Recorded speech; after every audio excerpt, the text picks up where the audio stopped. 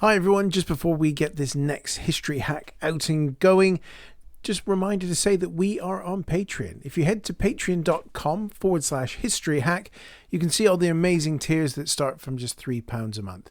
But we know that supporting a pod that you might not listen to all of the episodes on, for shame, you may want to just tip us for an episode. So we have signed up with Ko-Fi. So if you go to ko-fi.com/history hack, you can tip us for an episode that you've listened to and quite liked. So whichever way you're able to support us, whether that's just sharing the pod with your friends or being able to support us financially, we cannot thank you enough. So without further ado... Hello and welcome to another instalment of History Hack. There's a very familiar face in the room today, other than Matt's, that is. And we're discussing his new book, which I'm going to take, History Hack is going to take credit for, because I think he had the idea for it when we were doing Bobfest last year. Possibly. Yeah, that's absolutely right. Yeah. Yeah. It was. We were talking to John Orloff. It's true. It's James Holland. Hello, yeah, and he was talking about Band of Brothers. And I was suddenly thinking, and I remember thinking in the middle of the conversation, cracky, there's a thought there. Because Band of Brothers, when it first came out in 1992, was it's game changing. It was like one of those sort of iconic books like Face of Battle by John Keegan that really do change the landscape of how you write history. And actually, I went back to it and had a read of it, and it's just not quite as good as I remembered. I don't know whether that's because sort of my standards have risen or something. I don't know. It's actually full of inaccuracies as well and errors. It didn't really matter though. It was such an important book, I think, and it got me thinking. And then I was I was really inspired by talking to John Orloff. It was so interesting about the process of structuring a drama. And then I was thinking, well, actually, what would be good is to write a book a bit more like the Band of Brothers TV series rather than the original book. And so that was the seed of it, really, and it came from that. But yeah, no. So I owe you one. Matt's here today. Matt, you've read it. You're really impressed with the unit that James picked, aren't you? Oh, they're quite something. Interestingly, on that Band of Brothers thing, it was 20 years ago today. It premiered in the States. Yeah. So this is going out on publication day, but we're recording this a bit early. But yes, that's an interesting time. But yes, the unit that you've picked, James, the Sherwood Rangers Yeomanry, you mentioned them in your Normandy 44 book, one of the units you followed. But now, boy, do you follow them, and what a war they had. But just for the listeners, who were they? Because they had a fascinating war, didn't they? It started on horseback. Yeah, they're extraordinary. I mean, I should also just tell you why I've become a bit obsessed with Sherwood Rangers. Because The first time I ever went to Normandy was 2004 for I guess it's the 60th anniversary. And I was with a group of friends, several of whom I knew very well, and one or two of them I didn't know at all. And one of the ones I didn't know was a chap called David Christopherson. We were on Gold Beach, and we were standing by this sort of bashed about bunker, sort of casement, Hamel village on overlooking Gold Beach. And David said, "Oh, my dad came ashore here," and he said it was this particular casement was a real pain for them and really caused an awful lot of trouble until someone rather marvellous from the Essex Yeomanry came along and knocked it out. And there was this little chap sat next to him, and he went, "That was me." And anyway, dude, good Lord, was it really? Anyway, we were then staying in a place called Audreuil, which was south of Bayeux, and I guess probably 15 miles or so inland from Gold Beach. And we were staying there, and David had his father's diaries and his journal and stuff, and he was like, "I think my dad was somewhere around here." So I thought, well, let's have a look. We looked, and then we looked at the map and stuff, and we realized that we were literally walking distance from where this key point called Point 103, which is where the Sherwood Rangers got stuck in the immediate days after D-Day, and then sort of basically were there pretty much till the end of June. In this massive ding-dong with the Panzerlehr and the 12th SS Hitlerjugend divisions, which were probably two of the best divisions that the Wehrmacht had, which is one of the reasons why they didn't get much ground. Anyway, he and I wandered off. We left the rest of the guys and we wandered off our own and went up to Point 103 and found this kind of sunken lane lined with a kind of, bocage type raised ground and beech trees and what have you.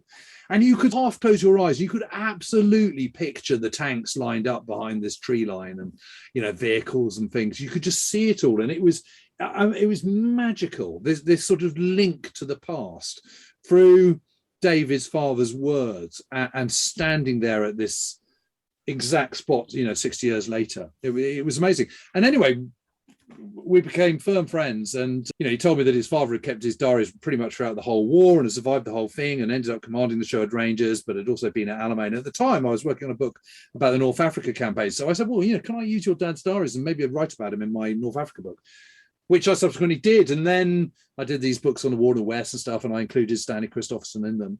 And then some years ago, I ended up editing his diaries, and David and I went around interviewing some of the veterans and what have you.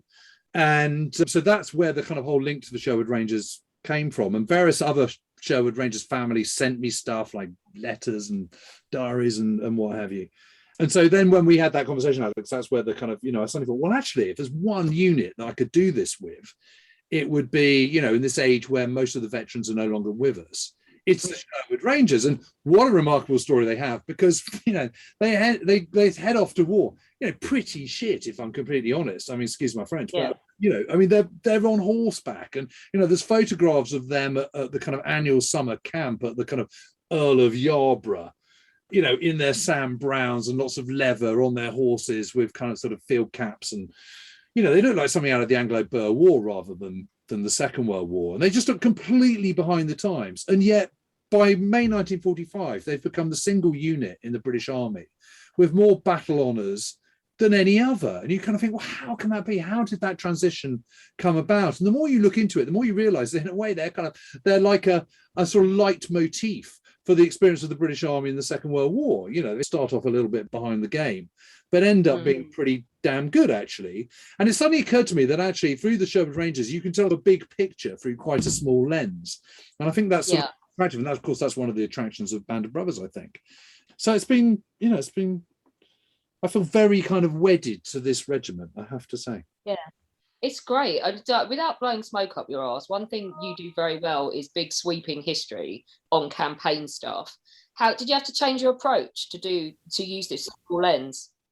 Well, in some ways, I mean, one of the things I've always done, whether it's a big sweeping campaign or a kind of big history like War in the West, is I always try to have quite a defined cast list. I mean, different historians and different and writers approach the narrative and the retelling of the Second World War in different ways. And, a lot of historians prefer to explain the human experience of war by not having people that you particularly get to know, but just having lots and lots of names of people with, so that you might have one sentence about what it was like being in a foxhole. You might have another line from somebody else about what it was like being in Hamburg during the bombing, or whatever. You get lots and lots of names, but you don't ever get to know them. Whereas I've always liked the idea of having quite a defined cast list in my books, where you, the reader, gets to know that person. Whether you like them or don't like them, you're able to then empathize with them and the decisions they make and the kind of situations in which they find themselves.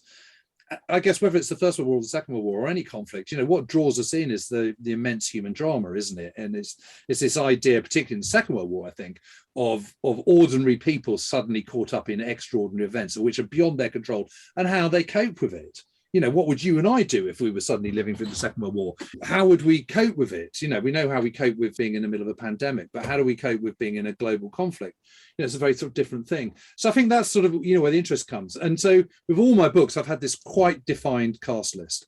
And so to that extent, Brothers in Arms is exactly the same. There's a very defined cast list. Where it's different is it's not a big sweeping campaign history. It's not told 360 degrees through the eyes of the Germans or Axis troops as well as the Allied. It doesn't really do civilians as well as military. It just tells it through the eyes of a handful of people who are part of the Sherwood Rangers variously, sometimes all the way through from D-Day all the way to VE Day, but most of the time they come and go because they get wounded or killed or whatever. And it's that kind of sort of micro history. What I really wanted to try and do was convey a sense of what it was like, as close as it's possible, without actually having been there, and through the prism of writing a book, to explain what it was like to be in a tank crew in Northwest Europe between D-Day and the end of the war, and some of the privations that you have to go through, some of the issues that you face, the dilemmas you face, the hardships, the challenges, and also explain why tanks are important, what their role was, why they were caught up in the middle of it, and why they were frankly so completely lethal to be a part of. I think the interesting thing is that Britain and America are fighting quite efficient wars in the big scheme of things. Most people, I think, assume that being in the Allied armies in Northwest Europe in 1944 to 1945 was considerably safer than it was, for example, being in the Red Army or being in the German Army. In actual fact, you need to slightly deconstruct that thought, because the way British and American and Canadian and Allied armies are structured at that time is that actually the spear point is really small, and the shaft of that spear is incredibly long. So in the British Second Army, 43% are service troops, for example, only 14% are infantry, and only 8% are tanks. But as a proportion of that 14% or that 8%, the casualties are absolutely horrific amongst the infantry and the armour, whereas obviously they're not at all horrific if you're in the service corps. So overall, the casualties don't look perhaps as bad as they do in the Red Army or the German Army, but if you're in the frontline troops, they're absolutely catastrophic. And the bottom line is if you're in an British armoured unit, or indeed American one, or Canadian for that matter, or Polish, in Northwest Europe, your chances of getting through unscathed statistically are zero. Now, whether you get through unscathed lightly or very badly, or you're killed or incinerated, is frankly largely a matter of chance. But at some point, your tank will be hit. Of that, there is absolutely no doubt. Everyone had their tank hit at some point, and that's really scary. You make it come across in the book really well. It's very claustrophobic. When the Sherwood Rangers are in action, there are times when you start feeling a little bit closed up with them, because they don't really know what's going on outside of the little slit in the periscope. And to a degree, you keep us in that, because you don't know what's going to happen as a reader. And it's really claustrophobic and quite scary. You've got a couple of chapters called Luck and Revolving Doors, and that sums up the experience of those troopers from reading it, because it's horrifyingly, I don't want to keep saying chance, but it is, isn't it? It's just, it's going to happen. You just don't know when. Yeah. No, it absolutely is. And I think, when you go out there as a sort of 19-year-old or 20-year-old young troop commander, so you're in charge of 4 tanks, you kind of feel you're very well trained, which frankly you are in the big scheme of things, but you've also got to unlearn quite a lot of stuff that you've been taught at Sandhurst or what have you, or in Bovington, and get with the kind of reality. And whatever kind of false bravado you might have gone out with and confidence you might have gone out with, if you survive those first few weeks, that confidence is going to be chipped away at, because, as you say, Matt, you realize very quickly that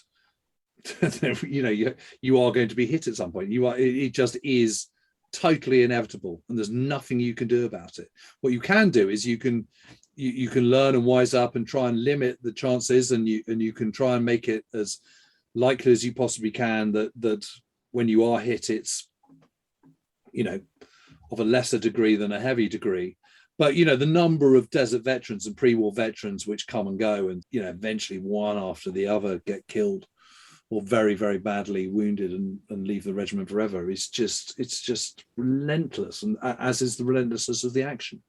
I mean, I'm glad you said you thought it was claustrophobic. I mean, one of the other things I was trying to do with the writing style was when it was more laid back, kind of out of the line writing, be a bit more sort of languid in the prose, and then when it's in action, try and make it really truncated and jarring and jagged and kind of boom boom boom boom boom. When things are happening so fast, you want the words to reflect that, to kind of have that sort of slightly staccato feeling, to kind of sort of slightly ape the action. I don't know whether it worked or not, but that was certainly the intention.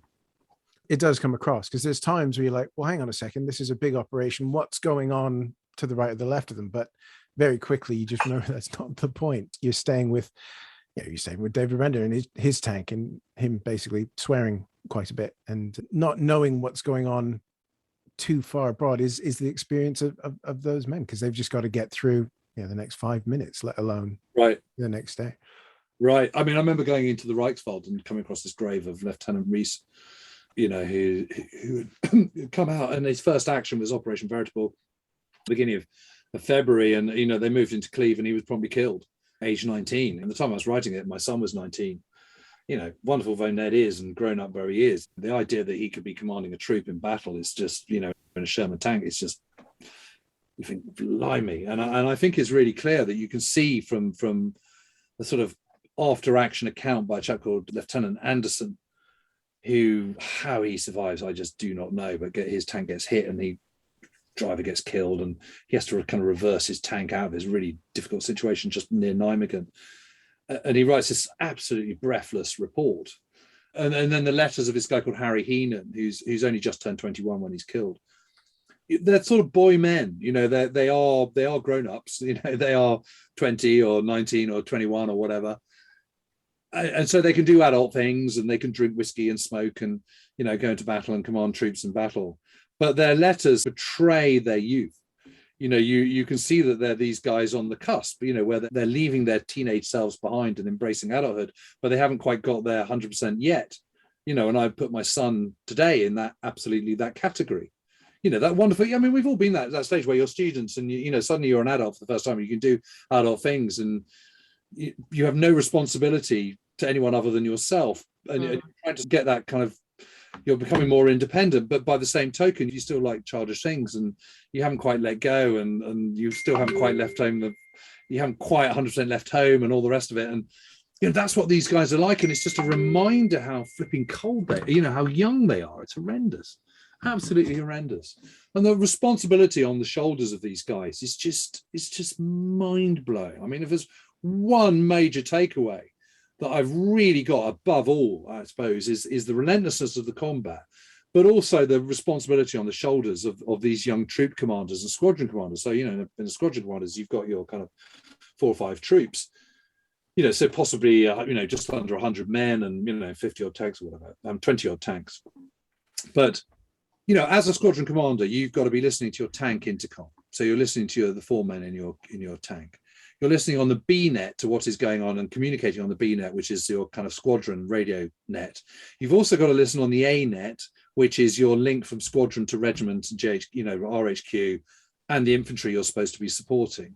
So you've got to have your ears computing 3 things. You've got to have your head and shoulders above the turret, which is the most vulnerable point as well, because of course that's where you're most likely to be seen. But that's the reason why you're there, so that you can see, because at the moment you close down the hatches, you're looking at periscopes. So you can just see diddly squat. It's worse than a letterbox. It really is. You need 360 degrees of vision, and you don't get that from a periscope. So you have to have your head and shoulders above the parapet, which of course makes you incredibly vulnerable. And at the same time, you've got to be looking out all the time for any enemy movement, any potential danger. And every single decision you make is potentially fatal. And the lives of not only yourself, but also all your men and people in your charge and the infantry that you're working with might be at stake. That's a huge responsibility. And it's just so exhausting physically, because most of the time you're standing up in your tank. And in the summer months, you might be, up at 3:30 and not going to bed till 1. So you're getting 3 hours, maybe 4 hours, absolutely tops every single night, and usually less than that. And it's just not enough. And after 6 days of combat, you're absolutely shot physically, mentally. You're absolutely exhausted. John Semkin, who's the A squadron commander in Sherwood Rangers, he's 23. It's and at the same time, he's also having to analyze what they've done and learn very quickly and help develop new tactics, because the tactics of North Africa and Tunisia and the Western Desert don't apply in Normandy. And no one's trained for this, because there isn't the space in Britain to train for it. The most important thing when you're training for D-Day, when you've got millions of men and millions of tons of supplies, and the whole of England is just one massive great army camp, you simply can't do all arms, artillery, armor, infantry training and with engineers, because you can't just keep moving everyone around the country. There literally is not the training space to do it. And what have you got to do? You've got to learn about how you're going to get in and out of landing craft, because landing successfully, making Operation Overlord, the actual invasion, successful is the most important thing. Once you've landed okay and built up enough supplies, then the battle will eventually be won. So that's a priority, and understandably so. But it does mean that when you suddenly get into Normandy, you're having to learn on the hoof. And that is also the responsibility of the kind of regimental commanders, but also the squadron leaders and the troop commanders as well. So all this is going into the mix. And I just think that is just a phenomenal amount on a young man's shoulders. Obviously got a great understanding from the letters and diaries and things. How many of them did you actually get to meet? Well, John Semkin, who I mentioned, who was 23 when he was commanding A Squadron. David Render, I got to interview at great length. Several of other of the troopers I got to meet. I think about 5 or 6. And then Stan Perry, who's the only one who's still alive, but he's just the most wonderful person. Sort of lovely and wry and got a great chuckle and has enjoyed his life, but at the same time, carries the burdens of what he went through as well. I spoke to his daughter the other day and he said, well, Dad's a bit down today. And I said, oh, why is that? And she said, well, it's the anniversary of Burju and he always wonders whether he could have done things differently. And, some of those guys might have lived, Wow. I do remember him telling, I remember Stan saying to me that the scars are threefold. The first one is, did I make the right decision? Could I have saved more lives had I turned left into a wood rather than right, or moved up that road a bit more cautiously, or whatever it might be? And then the other scars are the guilt you feel at having killed other people. And then the third scar is the physical ones, the bits of metal still rattling around on your back or arm or whatever, that, the physical wounds that you have, that you suffered. And I just thought, gosh, what an amazing thing. Of course, how would you ever get over that? Of course, you're going to think about it. And I think the other thing about it is, I was talking to someone the other day about, how many prisoners were murdered by Allied troops, how many Italians and French girls and Germans were raped by Allied troops and all the rest of it, the idea that all the Allies were innocent and noble and on this sort of moral crusade and all the rest of it is clearly nonsense.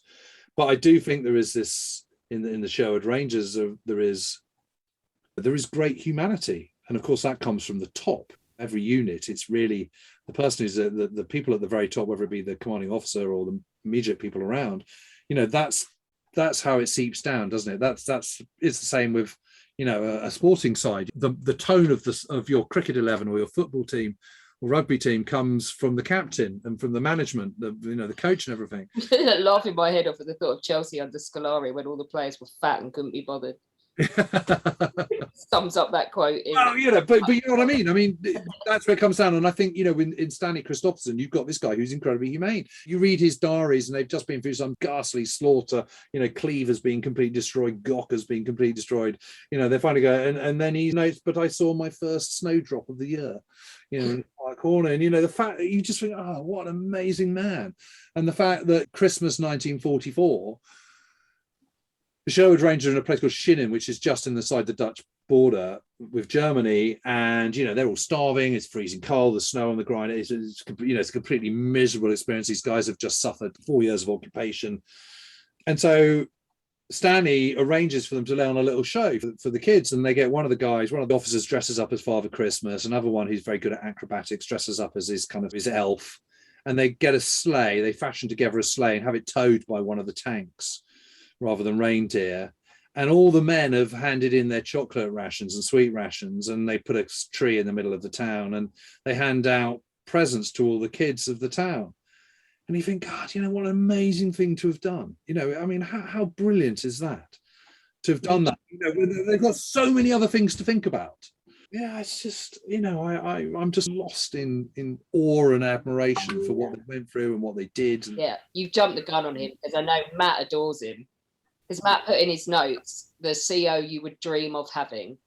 Yeah, the CO you dream of having. And I think one of the reasons he keeps them going is again, through his own example, where he's always laughing, he's always joking, he's always bringing in a lightness. He has this wonderful sense of the ridiculous. He's terribly amused by other people's eccentricities and amusing things he's seen, and he gets terribly tickled by that. And I suppose when you're surrounded by all this complete madness and mayhem and horror, frankly, having a sense of humor keeps you going. And again, I just think that filters down through all the men. It sets a tone, which I think is incredibly important, and which does set them apart from some other units. When you're commanded by a martinet, it's a very different atmosphere. Has your viewpoint changed? You've spent a lot of time with Stanley Christopherson, with David, his son, in his diaries, but having put him in with his men for the amount of time it's taken you to do Brothers in Arms, has your viewpoint changed on him any? Yeah, just only in so much that my admiration has increased, I think. I mean, one of the things that I did with David last autumn when I was just about to start writing it was it was a sort of COVID window. And so we went to Germany and we did all the German bits that the Sherwood Rangers did. We completely followed the leg of where they were and walked across the battlefields and followed the route. And we ended up where they ended up at the end of the war, when on the evening of the 4th of May, Stanley Christopherson was handed a note badly typed out, badly written down in pencil, saying tomorrow morning as of 8 o'clock, the war is over in this part of 21st Army Group's area, 0800 5th of May, 1945. And it was the most beautiful evening, late October evening.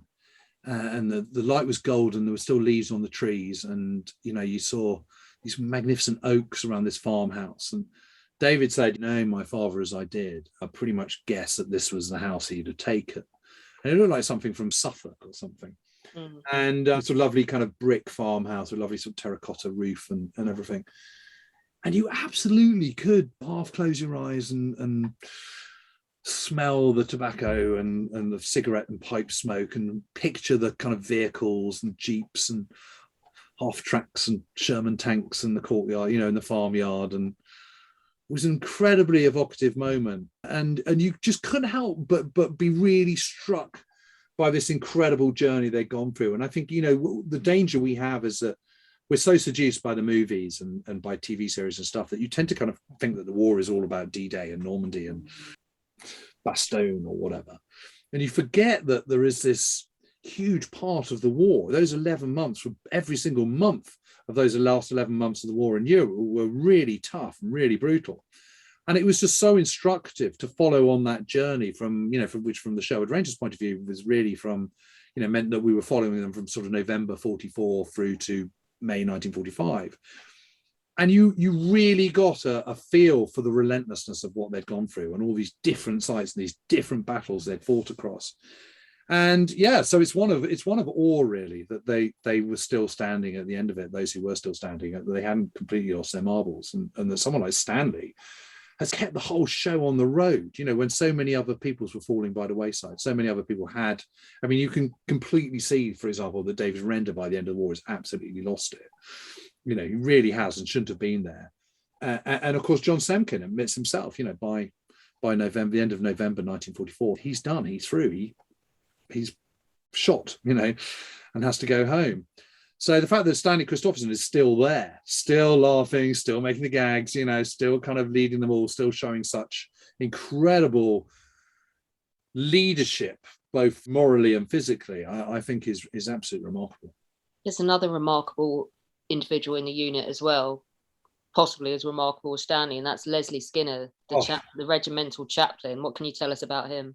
Well, he is a remarkable man. And I think, people like him and the doctor, Hilda Young, Charles Young, and Stanley, and Stephen Mitchell, these guys who are at the top of the regiment, these are the guys who are sort of burning the right moral torch for the regiment and kind of setting the bar. And Leslie Skinner is a Methodist priest. He's a Yorkshireman. He shouldn't be out there. He's got really severe hearing problems, which should have kind of medically grounded him and prevented him from seeing overseas service, but he pushes ahead anyway. And what a great man, because he has this, not only is he a sounding board for so many people, he's always there for someone to talk to if they want to talk to him spiritually, whether it be Christianity, Christian thoughts, or just as basically a psychiatrist, as a shrink, or just someone to talk to. He's always there for the guys. But the other thing he does is all the dead he accounts for, whether they be completely incinerated or in a tank, or whether they be blown to smithereens. He finds them, he buries them, he marks their grave, he writes to their family. And there is this heartbreaking quote he says where sometimes families just wanted to write and write and write. And the most heartbreaking thing was having to break that cycle of endless writing to people you had to let go. But that was incredibly hard. And what an amazing man. I mean, the amount of times in his diary he's being sick, it's just unbelievable. He's being sick through disgust at what he's having to do, which is bury people that have been burnt to a cinder or have been blown to smithereens, body parts and all the rest of it. And he always did it, and he would never let any of the men do it themselves, because he felt it was absolutely important that they didn't see what he saw, that was his job as Padre to shoulder that burden, that responsibility. And he's an absolute hero. I mean, just a remarkable man. And again, one of the reasons why I think that, the story of the Sherwood Rangers works, because you do have his testimony. You do have that testimony of people like John Semkin and Stanley Christopherson and everything, which gives you this very clear picture of what they were all going through. I was just blown away by his fortitude. Yeah. Making that decision on D-Day, wasn't it? And how the horrible experiences he had on D+1, D+2, I think it was, getting hurt, heading back. You think, okay, well, maybe I won't do that anymore. And yet there he is right up till after the war, still trying to find them all. It's incredible. Yeah, no, it absolutely is. It's absolutely amazing. I was also, I became very fond of Bill Wharton, who I just had his letters. He died some years ago. His letters, his personality just comes through so clearly, so vividly, that you feel these guys. I mean, you feel like you know exactly who Leslie Skinner was. You feel exactly who Bill Wharton was. They are really very, very real people, even though they're long dead. And of course, you never actually knew them. The person you knew was their wartime self. So you only knew a fraction of their lives rather than the whole. It does make you very, very emotionally invested in them, because you do feel you know them. You feel like you're writing about friends. And it's a very sort of weird thing, because of course they're all long gone, but you do know them. And there's no, you can't help but feel emotionally invested. And I hope that helps the writing and helps the kind of. I got so attached to some of my Etonians doing that book as well. It's like they're like your little buddies by the time you finish. It's really sad and pathetic, but they are like your little buddies by the time you get to the end of it, because you've just like basically lived this whole miserable experience with them, and you know how horribly it ends for some of them. And absolutely, but how do you get to know someone really well? You get to know them by hearing their inner thoughts, don't you? Someone becomes a really good mate because over the years you've sat in the pub with them, or you've been for walks with them or whatever, and they pour their heart out to you, and you've laughed together, and you've commiserated about things. So when you hear someone's story, very personal story, and you get to learn their characteristics and what and their likes and dislikes and what motivates them and what doesn't, of course you get to know them. And of course, again, you're going to like some people more than others. Bill Wharton, who I just mentioned, he's just such a likable character. He's obviously a really, really good bloke. I would have done anything to have met him and talked to him properly, But I hope that sense of what they were like, their characters and their distinct characters, comes through in the book. I mean, that was certainly what I was aiming to do, to try and put flesh back on the bones, so to speak. It certainly does, as does the many, many names of people that aren't around long enough to warrant more than a paragraph. Yeah. It gets a bit, not a criticism, but it does get a bit hard to remember who the new boys in each of the troops are. And then it's Leslie Skinner trying to go find them a few pages later. It's quite harrowing. I was near the end of the book. I mean, I don't want to spoiler alert, but there's, and I won't mention his name, but there's one character who gets killed, and his best friend in the regiment, he's just totally grief-stricken by this, and writes this letter to this guy's parents or mother. And in it, he just says, because his own parents are in the Far East somewhere, prisoners of Japanese, hasn't seen them for years. He says, I love this. I loved him more than any other person alive. And it's just utterly heartbreaking. I mean, I remember feeling really quite heartbroken by this and wobbly bottom-lipped about the whole experience. So, yeah. You've mentioned 1945 and the fact that we think about D-Day and we ignore what comes after it until we get to the end. So is it the forgotten year of history, the Second World War? So in Brothers in Arms, you bring the whole thing back vividly to the front. Why do you think we ignore those last 5 months? I think it's because there aren't any movies about it, really. Yeah. I think not in pop culture like the rest of it. Yeah, I think so. I think, if you really think about the Second World War, what are the episodes that we all know? I mean, this country, of course, is Battle of Britain because we've got Spitfires flying over England, so we can still see them. There's a Battle of Britain movie, every 5 years someone makes another documentary about it. So, you're constantly reminded about it, aren't you? And it's the same with, D-Day, we've got Battle of Brothers, we've got Saving Private Ryan, we've got The Longest Day, Market Guard, you've got Bridge Too Far. you got the Battle of the Bulge, blah, blah, blah. So it's those big moments that are feature in movies and stuff that still is what everyone focuses on. And of course, the other beauty about Normandy is that you can just get on the ferry and go to all the beaches and see them. And every 5 years, the BBC and all the news channels make a massive fuss about it. Whereas, that last winter of the war, it's dark and miserable and wet and snowy and all the rest of it and cold, which is a bit miserable. It's not summer. And secondly, no one's made a film about it. So I think that's why. But I can absolutely promise you, it's as chock full of drama and excitement and tragedy and awfulness and amazing things happening and incredible heroism as Normandy or frankly any part of the Second World War. It's an incredible episode. Yeah, you just have to mention Plunder Varsity, which is huge. And of course, you've got Churchill sneaking across the Rhine when nobody's looking. Yeah, exactly. Well, and it's precisely why that's what I'm doing next. I'm going to be doing everything after Market Garden, the Arnhem operation through to the end of the war. So that's the next book. Can't wait. I mean, it's sort of a bit grim, but morbidly fascinating. Yeah, I threw that question in because that's been the one I've been meaning to ask you. Because I've asked Peter the same, because his new book is covering the same sort of ground. Because for me, as a typhoon nut, there you go. If you're playing History Hack bingo, the Newsat Bay strike on the 3rd of May, sinking of the Cap Arcona, that's 36 hours before the surrender.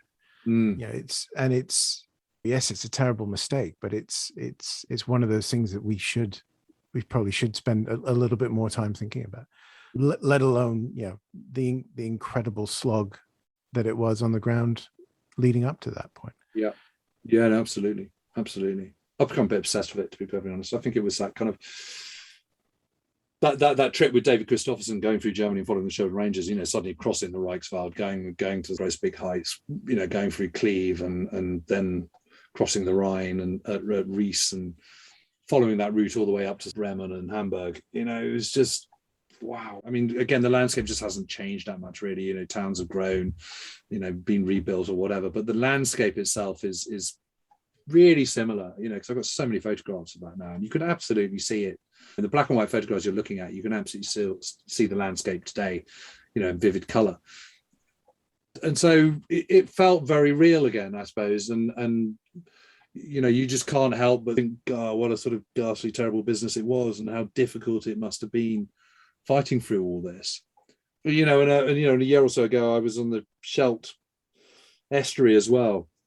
So, again, what the Canadians and British went through to try and clear the Scheldt is also, that's an epic all of its own. And again, it's not particularly well known about, but, involves amphibious actions and, swimming tanks and all sorts of stuff, and dogged SS types, It's, as a Canadian, the Scheldt sort of looms large in our military history. And my grandmother had a cousin who died on the 11th of September, 1944, right when they reached the Scheldt. He was killed on that. And trying to find out a bit more about him, but his tombstone has a beautiful message from his mother saying she still looks. I look out the door each day for you, or something like that. Oh God! It's those Commonwealth war grave headstones that you just read the messages from the family. That well, I'd love you to send me his name and which cemetery he's in, because I'm going to be hot footing it out there before too long. As soon as I can, I'm going to be doing all that and going along the Scheldt and stuff. And hopefully this time not panicking about becoming stranded in Germany or booted out or hopefully not. It was all a bit tense last time, but crikey, worth it, that's for sure. It'll probably be getting in this time, won't it? Yeah, exactly. Long queues, passports, etc. Well, our last question was to ask you what you were doing next, but we've covered that, so yeah, no, I'm looking forward to it. I was going to do Imphal next and Kohima, but actually I'm so ingrained in that 44-45 battle now that I think I can do that first. And before I turn east again, it's suddenly become a bit of an itch I need to scratch. I just need to kind of, I feel very hungry to know a lot more about it. All the people waiting for that last war in the West book are going to cry. Well, it's going to replace War in the West, because I've done War in the West 1 and 2, and I've actually written most of the stuff in War in the West 3, because War in the West 3 would begin with the Battle for Sicily, where I've done that. It would include the war in Italy, where I've done the last year of that. It would obviously include D-Day in Normandy, where I've done that. So it would be a bit weird, I think. So actually, I'm probably not going to do War in the West 3 now. What I'm going to do is I'll just do more campaigns within that 2-year period. So West Wall, which is what I'm going to call the next one, will be the sort of the bulk of what would have been War in the West 3. So hopefully it'll sit with those earlier books. As it's already happened, we can say that We Have Ways Fest has been a roaring success, and planning for the next one is well underway. Just thinking that this is coming out after next week, isn't it? But everything lined up, ready for your second festival of the year. Yeah, no, I mean, I love Chalk Valley History Festival in June. It's really good, but to do a festival where it's just purely Second World War, from my point of view, is kind of what's not to like, frankly. Loads of hardware, lots of great speakers and panels and beer and interesting things to do. And one of the nice things about doing my own podcast is that you get to know a whole host of people who avidly listen and support it and call in with their questions and stuff. And it'd be really nice to speak to some of them and actually meet them in the flesh, because of course a lot of, as you know, podcasts seem to have emerged from the pandemic, but now that we are also emerging out of the pandemic, getting back to something a bit like normal life, it's nice to be able to sort of see people properly in the flesh rather than just purely on Zoom. It's funny though, isn't it, that like in normal years, because obviously we're organising the Great War Group Conference as well, and in normal years you'd be all worried about the war side of it, and that would be the overriding thing. But in this, it's like literally it's 50-50 between the war stuff and when the drinking starts, because people just want to socialise. They're like, but when do we go to the pub? That's what I'm really interested in. That's so true. That's so true. That's why they're doing theirs at a brewery. Yeah, well, exactly. That's why we're doing ours at a brewery. No, that's your one. We're at Commonwealth War Graves headquarters, but what we did was walk across the road to the nearest pub and go, "The doctors for the weekend, please." And they went, "Okay." So yeah. So we've got IPIT, and we've got Cromwell Hop, and we've got Tank Buster and Panther Pils. Awesome. And an umpire band. Oh wow. In later. Just funny. We've got a Cockney Neat Up on our Friday night, actually. Yeah. And Tommy with a piano doing and song sheet. Nice. Yeah, Nice. got to be done. Things. Stuff you wouldn't usually get away with, a serious military history thing, but people, like I say, just want to socialise, don't they? They want to socialise, but also, in the spirit of Stanley Christopherson, you've got to keep smiling. Well, that's the thing. It's like we have people that have flounced from the Great War Group. So like, well, it's a little bit too light-hearted for me. And it's like, well, it is an interest, and military history can be very serious, and it's a very sad subject. But you wouldn't hang around it and invest yourself in it if it was doom and misery every day of the week. You do want to enjoy what you spend your spare time on as well. There's a happy medium, I think. Yeah. But there's always light-hearted aspects of it, that's the bits that keep the grim stuff going, I suppose. Yep. James, thank you so much for joining us. The book is out now. Everybody should buy it, and we shall wait with bated breath for the next one, and we'll scratch War in the West 3 off the list. Well, thank you so much for having me on. I mean, it's always lovely to talk to you guys. And there's a load of people with OCD literally have got to go away and process the fact that they've got to settle for numbers 1 and 2 now, and they're not getting a number 3. Well, they sort of are, but it's just not labelled as such. I've still got people complaining about that picture of your books I put on Twitter, that Sicily 43 and Normandy 44 are the wrong way round, because I have them in publishing order as opposed to year order. They're not happy. I love the internet. Oh, yes. That's just very funny. They do look nice, though, how they've rejacketed them, all these coloured spines. Anyway, that's by the by. But anyway, thank you very much for having me on. Thank you. If you're listening to this on the day we've released it, then it's happy publication day to James Holland for Brothers in Arms. You can get your copy, I would think, just about everywhere. But please do consider visiting our very own bookshop on bookshop.org. If you head to bookshop.org/shop/history hack, You'll be able to find James's latest and also all the books that we've had on recently with their wonderful authors. So we hope you've enjoyed the episode, and until next time, thank you so much for listening.